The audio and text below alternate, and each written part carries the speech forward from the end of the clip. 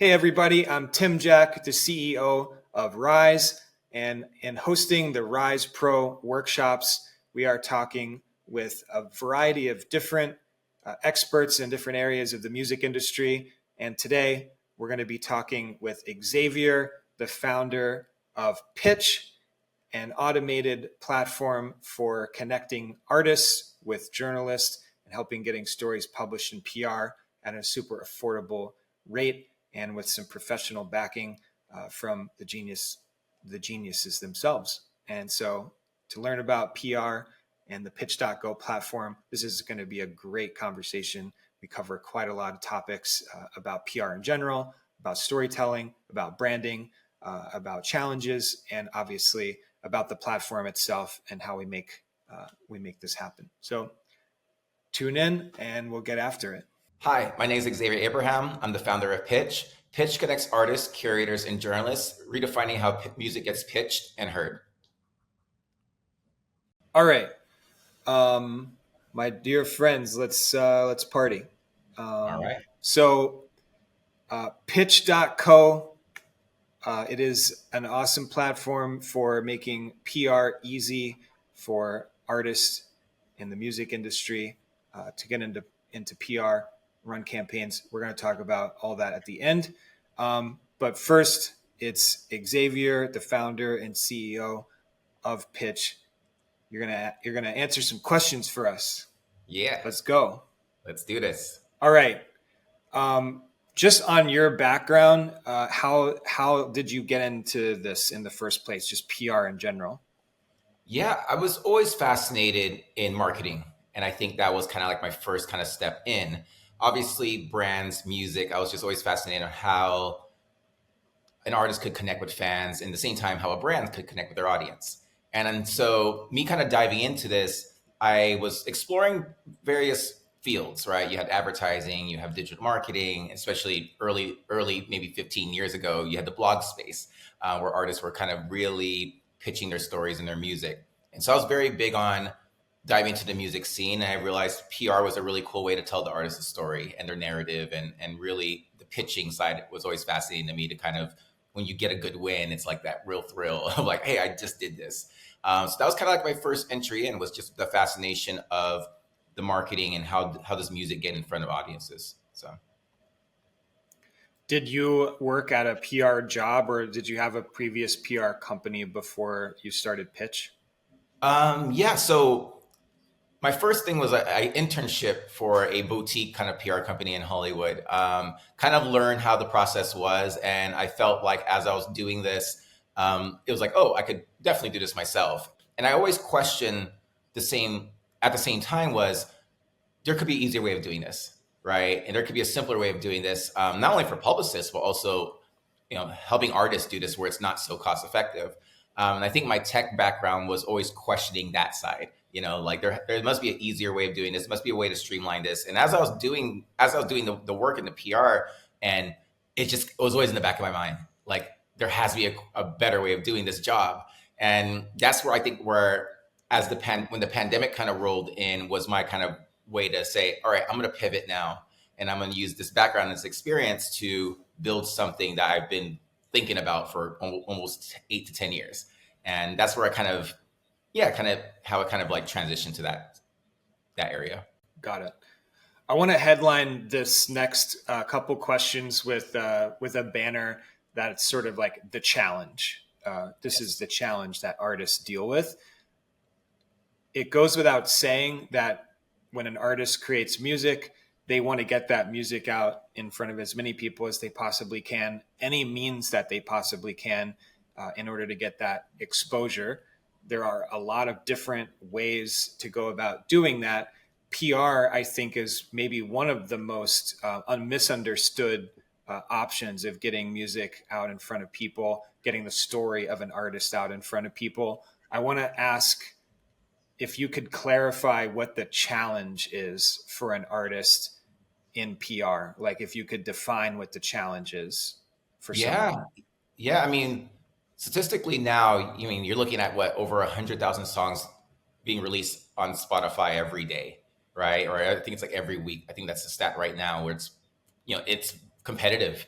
there's a lot of music that a listener or even a journalist is getting. And so that's the main challenge, is that you have so much music around, which is great for, the art form. But when you're trying to stand out in front of this herd, so to say, it's for you. It's like, what's my voice here? Like, how am I doing something differently than the next artist next to me? The other side of it as well is like really figuring out what's my story. Like, how am I gonna pitch myself as an artist and really create something very unique? And I think those are the two big challenges there. Just in the industry in general, I just feel like there's so much music nowadays. So, Do you think people overthink or underthink those challenges, I think PR and artists, storytelling? yeah, I think it's very undervalued into that sense. I mean, it really makes a huge difference if you figure that out. And look at a lot of the the biggest artists in the world. There's a story there, right? There's a brand. There's a storytelling for each album, each rollout. There's something unique being said about a particular theme and all that. And a lot of that's actually PR. I think artists might see that as advertising, like, oh, because it's in front of you, but there's usually a team behind the scenes figuring that out for the artists. It's very well calculated. It's very well written. It's a thought process. It's a creative thought process. It's similar to an artist creating a song. So in music PR, the one of the biggest challenges is just sheer volume and competition. There's just so many people creating music and having so much stories to tell. It's a volume issue, and then it's sort of like a positioning issue. Like, how do you get creative and know how to tell your story about you or your album or your piece of work? Um, Yeah. those are really clear challenges that I think artists, when they listen to this, they'll really be able to relate to. We all get that feeling of like, okay, there's the numbers are in front of us. Yeah, we know that there's tens of thousands of songs being uploaded every day. We know it's competitive. We know it's really hard to capture attention. I want to kind of set this up to have you help us understand how Pytch.co in particular helps to solve these problems. So if you could give me like the the quicker answer in sort of the summarized version of how you approach those problems. Yeah, I think how our experience with artists in general and how we help them tell their stories, the setup process is very quick, right? You add your artist information in, but when it comes to the storytelling side, what we're asking for artists is, hey, just give us a blurb, give us a blurb about the track and all that. Then on top of that, based on obviously what you're explaining, how does this relate to certain topics and trends? We're trying to figure out, okay, if this song's about love, why? And give us something like obviously you wrote it for a reason, and we like to figure out that story and do that. So when an artist actually submits that particular submission, there's actually a team behind the scenes that's actually helping them create this pitch. So there's a human element. While we are a tech platform, there's that human element that actually dives in and gives it a review and actually makes sure that the content is on point before it gets approved to get sent out. And this And is a part of the Pytch system. software, yeah, part of the pitch system. And Got it. I think that's the part that's really valued, right? A lot of artists, when they are diving into our platform, they're realizing like, oh, you guys are actually taking a look at this and maybe changing the subject line and adding a few just how the intro is and how the outro is as well, and creating some sense of curiosity when a journalist gets it. And I think that's kind of like the big key in PR. It's like you want to keep the curiosity going. It's like, what's this project about? I want to learn more. So Amazing.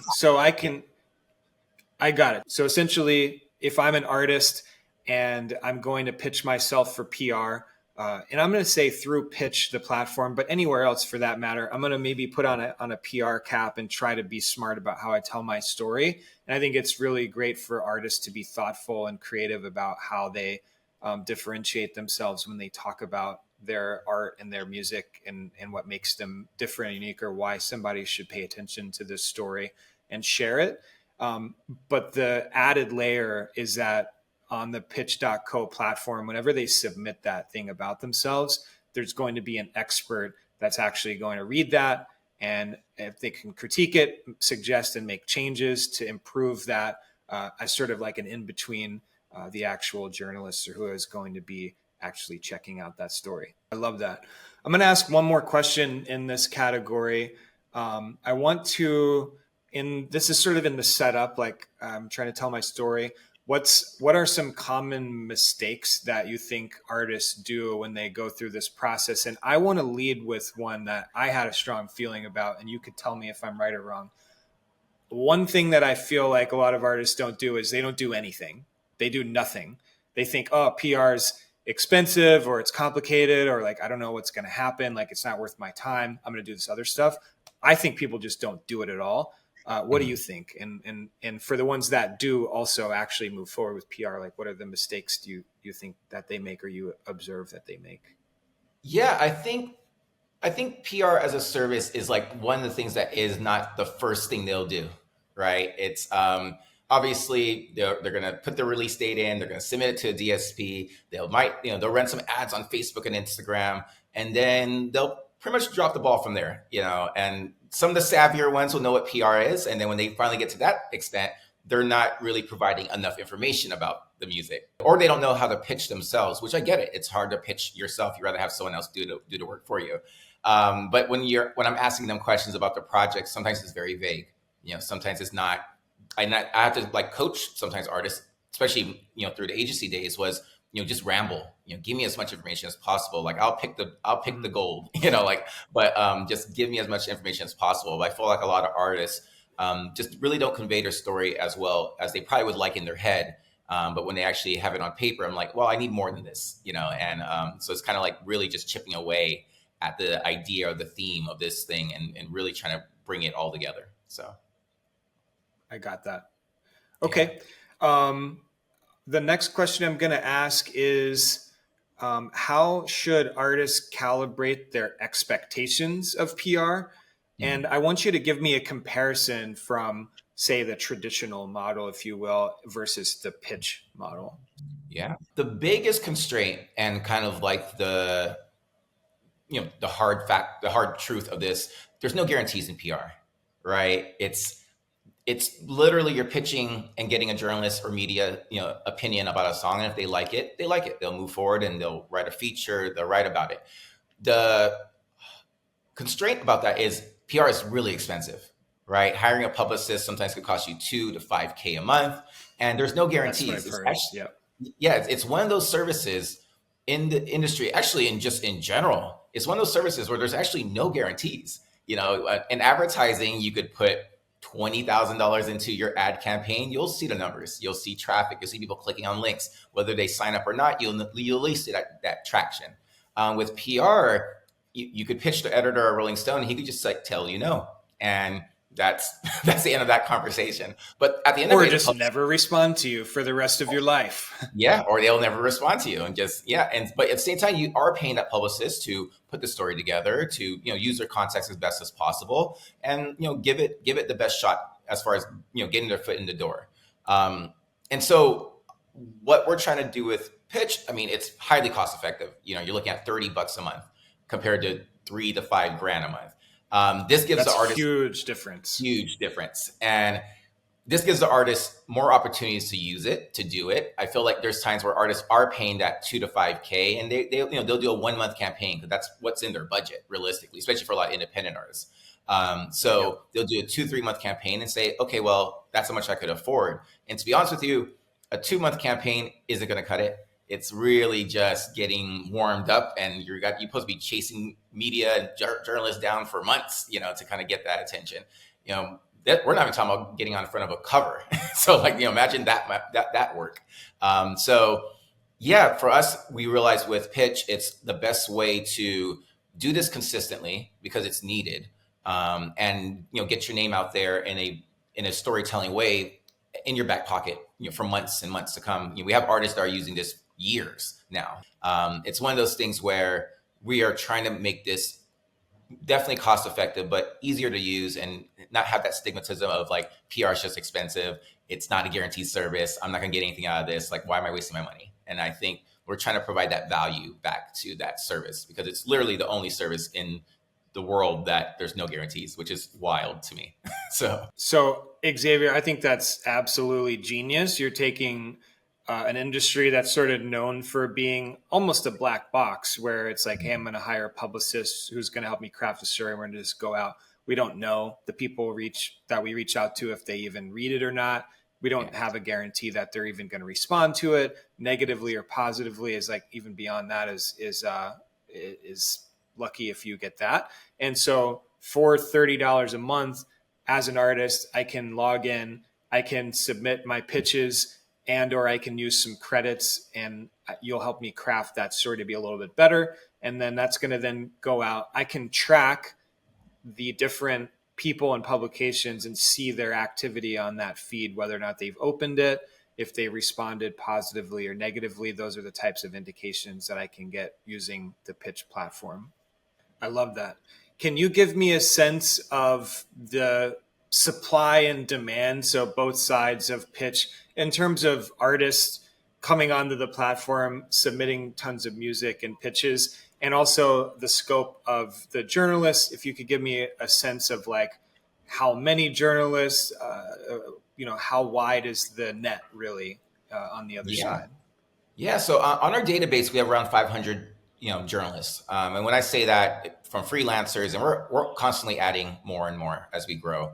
A lot of that stuff sometimes is just research on our end, us reaching out to journalists and just saying, "Hey, we'd love for you to join." There's times we're just obviously creating our own database, just to kind of add that. But also for the artist side, one thing to keep in mind, we are also invite only. So there's a lot of exclusivity. We're all about quality. We can't take everybody in regards to just having the world just log in. So we're all about like having the right music, having, just good solid music to join. This helps serve the artists on top of that, but also the journalists as well. So definitely balancing both ends of the spectrum, where we have over 2,000 artists using the platform. But that's been a slow but steady growth, and we're doing that for a reason. But it's one of those things where we're all about the quality, because I feel like the journalist on the other end needs that too. Yeah. I love that. I love that answer because it's a feeling based answer. Mhm. But let me ask you a harder question. Let's say I submit a song and it's a good song. It's not maybe a great song, and you listen to it, the vibe's not there. What do I need to do to improve my music for the next time? So if I get declined on Pytch and I want to try Mhm. again the next time to try to get on there, are you going to listen to another song? Are you going to provide any feedback? Like how do I know how to try again, and what needs to change?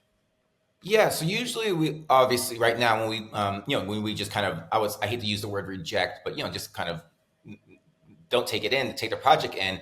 It's one of those things we just sound like, hey, definitely send us something, definitely send us another project. Obviously, this is not a great fit, or what we see is not there yet. Every now and then we will chime in, and especially we have an artist that we're like, this is cool. It's definitely I love like the sound, but it's not as polished, or it's just kind of the recording is just not great. There's times I'll actually shoot them an email directly and just say, hey, love this. Is this a demo version? Like, is it like, are you still working Yeah, on this? Keep in yeah, touch. So we actually have quite a few artists that maybe didn't get accepted at first, but I tell them like, hey, I see what you're doing here. Add me to your newsletter, your mailing list, if you're doing that type of thing, and just kind of keep me posted. And there's times where we see artists, they'll circle back 2 months from now and they'll submit another project and they're in. It's that type of thing where sometimes it's just maybe not the first time, first submission when they come in for the application, but we're always considering, we're always like, hey, we get we get where this is going. Your sound might change. You're still figuring things out. And every now and then, we get those good wins where it's just like, this is amazing, so, yeah, it's very, we try to be very transparent on why we reject, we tell artists, hey, if you have questions, reply back to this email. Happy to talk about it, things like that. So that openness is always there. So got it. Okay. Is there a way for you to talk about some success stories? Are you allowed to say like, hey, this artist name came onto Pytch, did this, this is what happened? Can you kind of illustrate through examples some successes yeah, that artists could hear yeah. about? We do share some of these on our socials as well, which is obviously wide open. But I always tell the story because it's like kind of my first big win and actually kind of like opened my eyes to like what this could do. When I first started in, drafting Pytch was looking at 2020, 2021. We had an artist named Johnny signed to Interscope. Obviously there's a label backing, but management was looking for other opportunities, other ways to market his stuff. And so by chance I reached out and the timing was perfect. And I was like, hey, here's this thing I'm building, I'm creating. Would love for you guys to use it. And I think the first month or two, I mean, Johnny got on like DIY magazine and got on Dork. And you mind you, they're paying under $30 at that time. It was, we're still figuring out pricing and all that. And then like, it was like Yep. month 3 or 4 while they're using this, we got on Billboard, which was like the huge win for, Awesome. for the price. It's just ridiculous. And I think that's when I kind of saw like, this is possible. This thing actually works. And this artist just literally got 3-4 big pieces, which probably would have cost them $8,000 in the whole, hiring a publicist already in month 3 or month 4. And here they are spending maybe under $100, by month 4. And yeah, it was just one of those things where I was like, okay, this is a huge win. Recently, there's this artist named Yodashi, and she more of an experimental electronic artist, and submitted her first time using the platform, submitted her release. This was like literally a month ago, and got on Fader. Got a nice write up, and it was just kind of like a nice big win for someone that just got started using our platform. And so these wins, through the years. I mean, we're getting on Billboard, Pitchfork, just a lot of these massive publications. It just really solidifies like what we're trying to do here.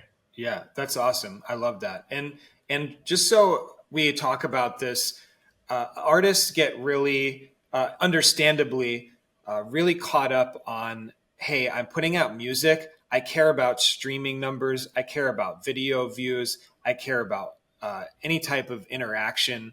I want shares. I want saves. I want these metrics, right? And that's Yes. everyone's become very heavily like numbers and metrics focused for obviously really smart reasons. PR, it has a different outcome, right? It's a little harder to measure. It's harder to track. It's harder to sort of attribute the value. So talk to as an artist. Tell me like the value in this, and I will have the caveat like not every person that's going to come on here is going to end up on Billboard. Obviously, it's a wonderful success, and people might have to keep trying and keep getting rejections and things like that. So what's my motivation to keep trying and keep submitting and keep paying a fee and even my time of crafting these pitches to keep going out in terms of results? Yeah. The cool thing about this, which the more and more I realize the value in PR still is telling your story, right? It's on paper, even though it's digital. It's on paper, right? People could look it up, especially if I found an artist I really like and I just do a quick Google search, it's SEO friendly as well, right? Your story's just there. It's going to be there forever. As long as the publication shuts down, even then it's still there. And artists or fans could really dive into the artist's story and really have this personal connection more and more as they kind of see their story be unveiled. And so I think that part is you can't really put money on that. It's just more like, my story is out there and people are talking about it. On top of this, curators at Spotify and Apple Music, they're still looking at these stories. They're using it as an incentive to get on a playlist and really say, all right, cool. These are your talking points as well. Booking agents, festivals, they all look at, what's the presence not only on socials and numbers, but also is the media, talking about you guys. Like, if you have both of those sides, it's just a home run. Absolutely. So the pro tip here for the artists is that yes, we're not ever going to stop caring about streaming numbers and saves and all these things. Like we want to see our social numbers go up. But the real big takeaway here is with a successful share of your story to a publicist through the Pytch.co platform. The idea is that if you do get something published, it's a much more meaningful story that's being told. It's in depth. It has an ability to connect with the listener in a meaningful way. It builds your credibility as an artist. So when somebody does search for you online, It's going to rank probably on that first page, especially if you have a nice bigger publication that picks you up. And Yeah. all of these things are going to help bolster the career. So for bookings, for any type of opportunity, if you're going to play a show, or maybe if you're going to collaborate, and even on the DSP side, curators do have the ability to search that artist on Google and go, okay, wow, they've been written about in this or that blog, and that's going to be a nice contributing factor if they might want to put someone on a playlist, because they can hear that Yeah. story and know what that artist is about and why that music and that story matters, and that's therefore an answer as to why that song should end up on a playlist. So there's a lot of Yeah. good material there. And so I'm just gonna jump in and say this. I'm not just saying this because I like you and I like the platform, but I just genuinely, if whenever artists come to Rise and to other people I know in the music industry, oh, what should I do to promote myself? Um, Mhm. I'm a big proponent of, like, you need to try everything, you need to do everything. Certain things are going to work better than others, but for $30 a month, if I'm creating content regularly, it makes perfect sense that I'm going to take the time to, first of all, spend a very small amount of money. I'm going to spend that on like 2 coffees. It's 2024. Secondly, I'm going to take the time out of my day to craft what my story is really about. And if I'm ever struggling to like think about it, I need to go back to, what is this music actually about? Because I wrote something that I care deeply or feel very deeply about. I made something that's really meaningful. So I want to tap into that story, and I want to take the time to translate that into a written explanation of like what this really means, and Yeah. have that vision for like the reason I'm doing this is, if even if I get rejected a lot, at some point a journalist is going to read that submission and go, wow, like that connects, and they're going to end up publishing that.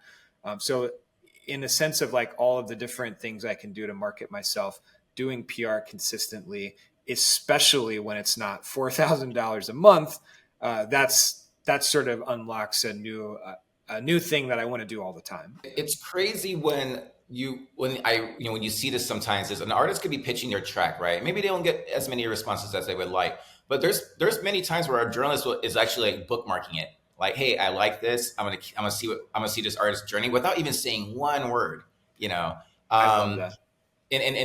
and same time from my experience before, where sometimes I'll have a journalist reach out to me 8 months from now, and just say, hey, the artist that you sent me 8 months ago, obviously I've been following them. Are you still working with them, or can you send me some of their stuff, right? Like whatever work. And it's that type of like thing that you don't even see behind the scenes. It's just they know, they hear it, they're busy, they got deadlines.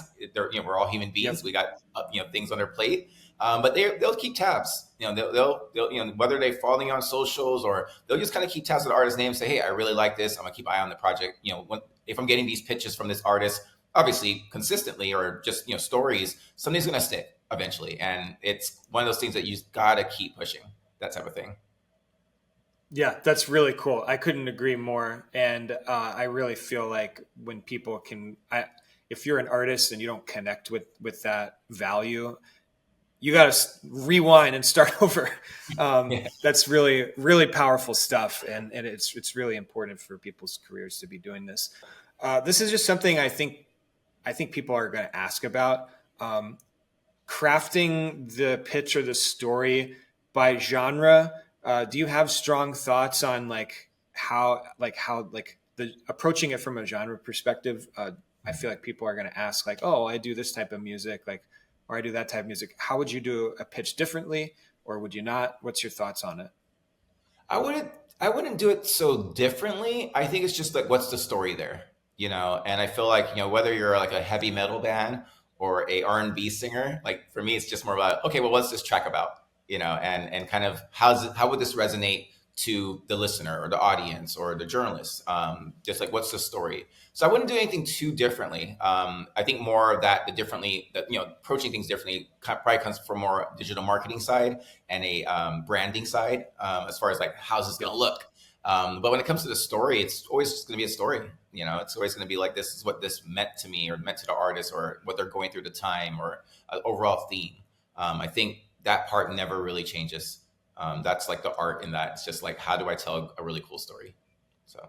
Got it. So to the artist, I think that the takeaway from that answer is truly like, don't overthink it, and you don't Mm, necessarily need to do anything differently other than just go back to the core part of this, that is the heart of it, which is you need to just tell a great story, and that doesn't necessarily need to be dictated by what genre you're in. So don't overthink that, and just focus on the story of your music and what you're really all about, and that's the key. yeah. um, Before an artist comes to the platform, before they ever use Pytch or before they ever spend money on PR, what should someone do to get ready to be in that place? Yeah, so I mean, as they're recording, as they're creating the album or track, music video, really just kind of figure out like what is this thing? What's this project about? I think that's always great to kind of have that sense of like I know what I'm writing about. Here's a blurb about what I want to say. On top of that, obviously, press photos are very important. Have a working bio. Gotcha. Kind of put that time in because that's going to help the system work even better if you have that great information already ready to go. If you don't, obviously there's people that write bios. You could always bring someone on to do that as well. But Yep. I think those two things, great press photos, the branding, kind of figure out what you want to say. Album cover, artwork, obviously it needs to be there. But those three things, bio, artwork, press photos, is probably the main thing to really have going. But also just a sense of what's my story. I'm gonna say here a theme. You don't have to have it fully fleshed out because obviously we're going to be helping you do that. But it's just having kind of like I know what this is about, just in the back of your mind, ready to go. So Got it. So in PR for musicians, the key is it doesn't make a lot of sense to get started in pitching yourself for PR if you don't have great photos, a great already written bio, and most importantly, a strong sense of like, what's my story? What makes me unique? What makes me worth writing about and sharing? I need to check those boxes before I go and try to get myself in a PR outcome and before I use Pytch.